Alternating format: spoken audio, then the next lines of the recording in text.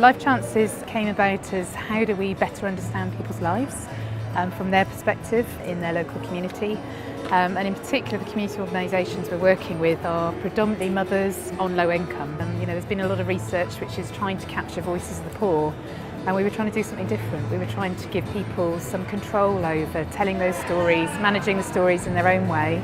And we started to explore the issues around poverty, the impacts of poverty in the UK, and in particular the impacts on children and families.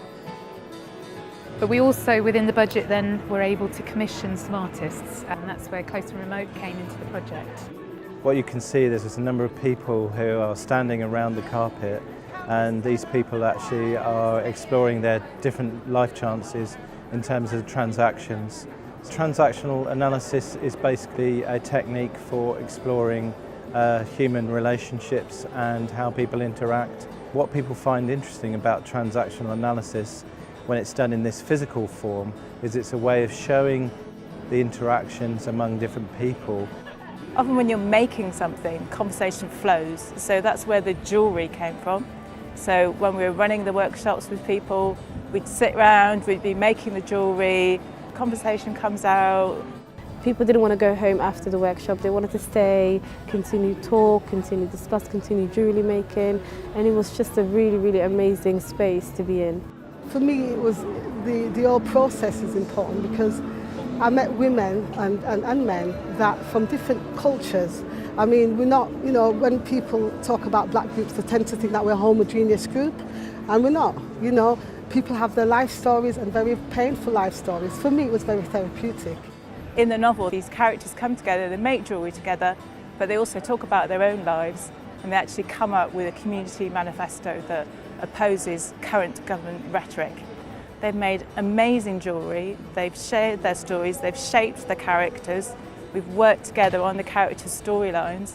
So I think for me, the exciting bit is that interface between us as artists and the academics and the community research volunteers. The greatest challenge was working with such a large group of people and to actually make it a co-authored and participatory project.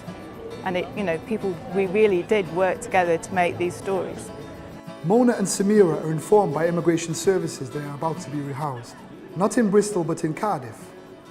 At short notice, they gather their belongings and go to the bus station.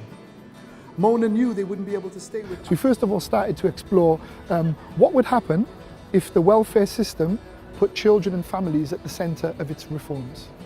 And that was kind of like an interesting opening place for us to start exploring what would it look like. And this took us onto this notion of futures and utopias. This has been a really important project for us to work on because what we've been able to do is to work in a very experimental way, fully trusted by the people who we've worked with, and we've been able to demonstrate a project which does have a social and interactive and engagement aspect to it. We never believed 8 months ago when we were commissioning our artists that we would actually have a full-blown novel. And it kind of feels like we've got some real momentum behind the project. I loved it, I'm not gonna lie, I loved it, and I want it to keep on going, and I want all of this to come back, meeting Cardiff people, making some more jewellery, selling it, whatever, and then I just want this to keep on going, I don't want it to stop.